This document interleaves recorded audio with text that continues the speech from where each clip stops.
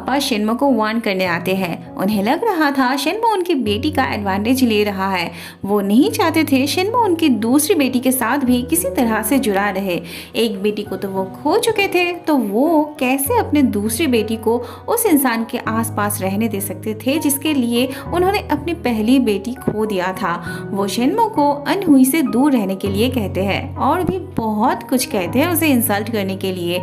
थोड़ी देर बाद मिली बहुत गुस्सा होकर शिन्मो से बात करने आती है। बहुत मुश्किल से मिली ने एक इन्वेस्टर का जुगाड़ किया था, पर शिन्मो उसे पकड़ के नहीं रख पाया। उल्टा मिली के पूछने पे वो कहता है उसके खुद के अलग से प्लान है। अनहुई के पापा के वजह से वो मिली के साथ भी ठीक से बात नहीं कर पाता। बस फिर क्या था, मिली रूठ जाती है और अकेली ही घर जाने के लिए तैयार होती है। शिन्मो उसे गाड़ी में छोड़ देना चाहता है, पर मिली तो अपने रास्ते जाने लगती है। शिन्मो भी उसके पीछे जाने लगता है। बाद में शिन्मो मिली के आने का इंतजार कर रहा था, पर आता है फैंग। उसके पूछने पे फैंग कहता है मिली के साथ वो डिनर कर रहा था। शिन्मो को ये बात बिल्कुल भी पसंद नहीं आती। वो पूछता है क्या मिली ने उसके बारे में कुछ पूछा। फैंग ना कहता है। बाद में शिन्मो छुप छुप के मिली के बाहर आने का इंतजार कर रहा होता है, और जब वो बाहर आती है तब शिन्मो उसके सामने ऐसे करके आता है जैसे कोइंसिडेंटली वो मिली से मिल रहा हो। मिली का उदास चेहरा देख के शिन्मो उससे उस दिन के लिए माफी मांगता है और दोबारा वो उस इन्वेस्टर को मनाने की बात करता है।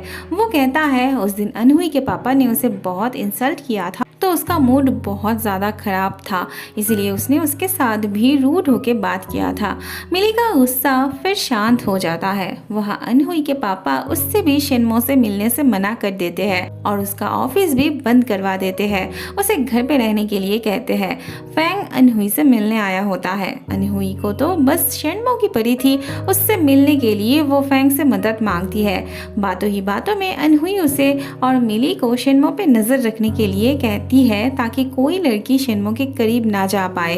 फैंग कहता है शिन्मो की एटीट्यूड देख के भला कौन सी लड़की उसे पसंद करने वाली होगी।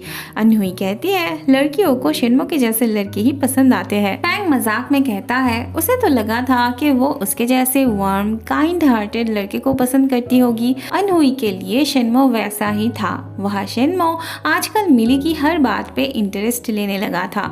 मिली की मुस्कुराहट से उसका चेहरा भी खिल उठता था। मिली की हर बात पे एग्री करने लगा था।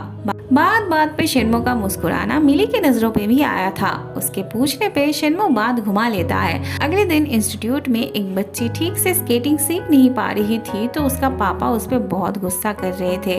वो फालतू में पैसे बर्बाद नहीं करना चाहते थे, इसीलिए अपनी बेटी की स्केटिंग वो बंद करवाने की बात करते हैं।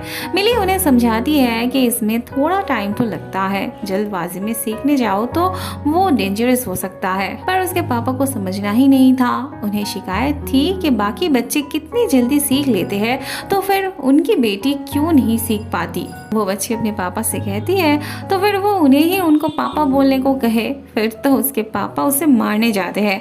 ऐसे में शिन्मो आ जाता है और मिली से सब सुनने के बाद बात को संभालता है। शिन्मो उन्हें अपनी बेटी के साथ स्केटिंग करने के लिए कहता है ताकि वो खुद ही देख सके उनकी बेटी को आखिर कहाँ प्रॉब्लम हो रही थी। उसका पापा भी राजी हो जाते हैं। बाद में शिन्मो उस बच्ची के साथ बहुत प्यार से बात करता है, उसे अपनी गोद में उठा के ले जाता है। स्केटिंग करने के बाद उन्हें सच में ये समझ आता है स्केटिंग इतनी आसान बात नहीं होती।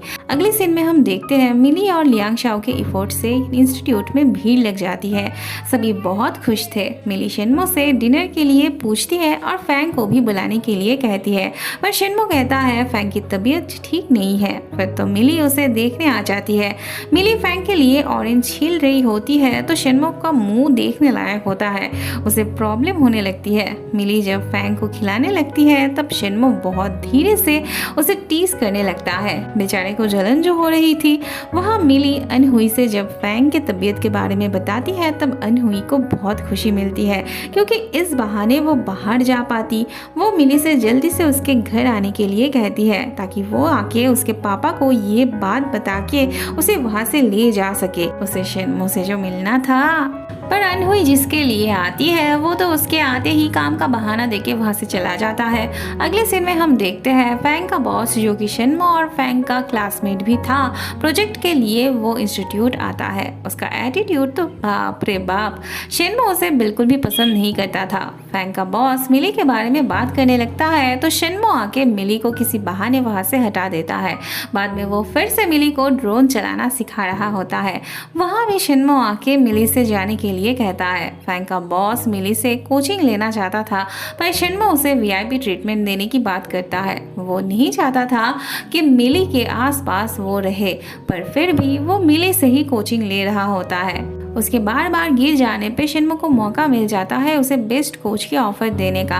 वो मिली को उससे दूर करना चाहता था, इसीलिए वो बार बार मिली के बारे में इंसल्टिंग टाइप का वर्ड यूज़ कर रहा होता है, जैसे कि मिली को अच्छे से सिखाना नहीं आता, वो इनएक्सपीरियंस्ड है, उसे ज़्यादा कुछ नहीं पता। बाद में फैंग का बॉस बातों ही बातों में कहता है वो मिली को डेट करना चाहता है, जिससे शिन्मो को प्रॉब्लम होने लगती है। इससे उसे समझ में आ गया था कि शिन्मो मिली को पसंद करता है। फैंग के बॉस को सी ऑफ करने के बाद मिली का उदास चेहरा देख के उसकी शिकायत सुन के शिन्मो कहता है वो बंदा उल्लू बनाने में माहिर है, इसलिए वो नहीं चाहता था कि वो उसके आसपास रहे। अगले दिन शिन्मो मिली को काम के सिलसिले में कहीं ले जा रहा होता है, एक छोटा सा ट्रिप भी कह सकते हैं इसे। गाड़ी चलाते वक्त शिन्मो को आयशी का एक्सीडेंट वाला दिन याद आ जाता है और उसकी तबीयत बिगड़ने लगती है। मिली के पूछने पे वो बताता है कि इसी रास्ते से जाते वक्त वो हादसा हुआ था, तो इसीलिए उसे थोड़ा प्रॉब्लम हो गई थी। वहाँ अनहुई भी तैयार वैयार होके जाने लगी थी। उसके पापा के पूछने पे वो कहती है उसे फैंग के साथ काम के सिलसिले में कहीं जाना है। उसके पापा उसे छोड़ने जाने के लिए जिद करने लगते हैं, तो अनहुई को फैंग से मदद मांगना ही पड़ता है। फैंग भी बेचारा बिना लगेज के चला आता है। वह मिली शिन्मो का कार समझ के किसी और के कार का दरवाजा खोल लेती है, जिसे देख शिन्मो को हंसी आने लगती है। बाद में मिली स्नैक्स खा रही होती है तो शिन्मो भी उसे खिला देने के लिए कहता है, फिर मिली भी उसे खिलाने लगती है। लंच करने वो दोनों एक कैफे आते हैं जहाँ ये वाला गेम होती है। मिली बहुत कोशिश करती है ग्रे रैबिट उठाने की, पर उससे होता ही नहीं।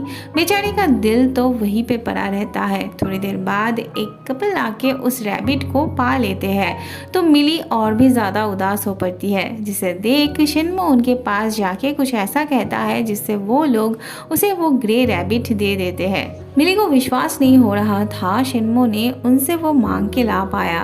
मिली बहुत ज़्यादा खुश हो जाती है। जाते जाते मिली एक क्यूट वाला गाना गाने लगती है और शिन्मो से भी गाने के लिए कहती है। फिर शिन्मो भी क्यूट करके वो गाना गाता है। ऐसे ही दोनों मस्ती करते हुए जाते हैं। बाद में ये चारों होटल पहुंच जाते हैं। शिन्मो उन दोनों को देख के हैरान हो जाता है। चेक इन के वक्त उन्हें 3 रूम दिया जाता है। दरअसल अनहुई के पापा ने एक रूम कैंसिल कर दिया था ताकि अनहुई और फैंग एक ही कमरे में रह पाए, पर अनहुई तो शिन्मो के साथ रहना चाहती थी, जो कि शिन्मो बिल्कुल भी नहीं चाहता था। वो तो फैंग के साथ भी नहीं रहने वाला था। फिर तो अनहुई को मिली के साथ रूम शेयर करना पड़ता है। अगले सीन में हम देखते हैं स्केटिंग करते वक्त शिन्मो बस यूं ही अनहुई की केयर करने लगता है, तो मिली को बहुत ज़्यादा बुरा लग रहा होता है। फिर फैंग जब मिली से बात करने लगता है तब शिन्मो को बुरा लगने लगता है। फिर शिन्मो मिली को दिखाने के लिए अनहुई से बात करने लगता है।